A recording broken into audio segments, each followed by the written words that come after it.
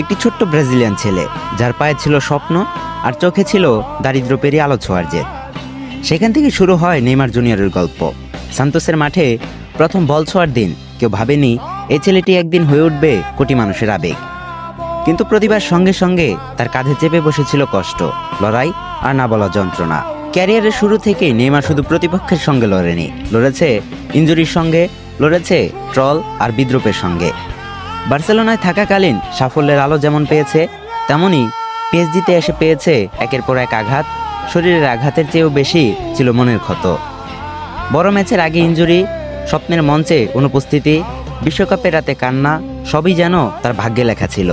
আজ শুভেচ্ছা জানাই সেই মুকুটবিহীন রাজাকে, যে হাজার ট্রল, হাজার ইনজুরি আর অগণিত কান্না পেরিয়েও বারবার ফিরে এসেছে শুধু একটি কারণে, ফুটবল আর ভক্তদের ভালোবাসা কখনো ছেড়ে দিতে না শেখার জন্য।